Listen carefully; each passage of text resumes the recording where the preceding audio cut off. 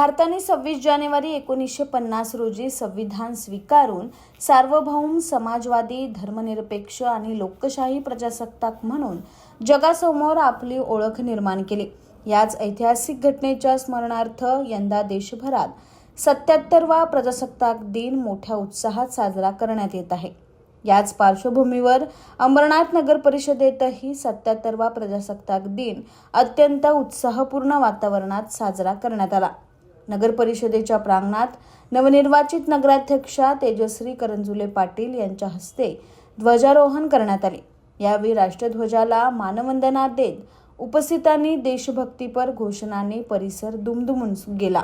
या कार्यक्रमाला उपनगराध्यक्ष सदामामा पाटील, महाराष्ट्र परिषद सदस्य गुलाबराव करंजुले पाटील, स्वीकृत नगरसेवक विश्वजित करंजुले पाटील, नगरसेवक अभिजित करंजुले पाटील यांच्यासह सर्वपक्षीय नवनिर्वाचित नगरसेवक मोठ्या संख्येने उपस्थित होते। तसेच पोलीस प्रशासन, आरपीएफ जवान, अग्निशामक दलाचे अधिकारी, कर्मचारी आणि अंबरनाथमधील नागरिकांनीही या कार्यक्रमाला उपस्थिती लावली होती। प्रजासत्ताक दिनाच्या निमित्ताने संविधानातील मूल्ये जपण्याचा आणि लोकशाही अधिक बळकट करण्याचा संकल्प यावेळी उपस्थितांनी व्यक्त केला।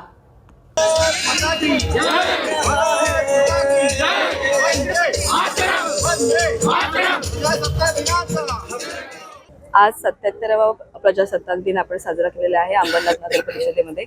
सर्व अंबरनाथकरांना तसेच भारत देशाच्या सगळ्या नागरिकांना मी आज गणतंत्र दिवसाच्या शुभेच्छा देते। आणि माझं आज सगळ्यांना एक सांगणं आहे, आपल्याला संविधानाने जसे अधिकार दिले आहेत, हक्क दिले आहेत, तसे कर्तव्य सुद्धा दिलेले आहेत।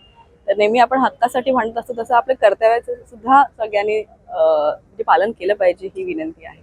खूप छान वाटत आहे आणि आज मला जसं जनतेने निवडून दिलं आहे तर खऱ्या अर्थाने अजून जबाबदारीची जाणीव झालेली आहे की किती मोठा विश्वास जनतेने दाखवला आहे आणि त्या जबाबदारीनेच मला पुढे काम करायचं आहे। प्रजासत्ताक दिनानिमित्त संपूर्ण देशातील सर्व बंधू भगिनींना खूप शुभेच्छा।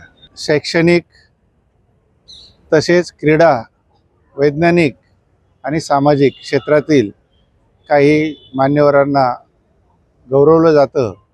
आज लाल किल्ल्यावर हा कार्यक्रम आयोजित करण्यात आलेला आहे।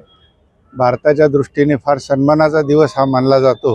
जे काही ज्यांनी आपल्या आयुष्यामध्ये काही काम केलेलं आहे, गौरवपूर्ण काम केलेलं आहे, त्यांचा गौरव केला जातो।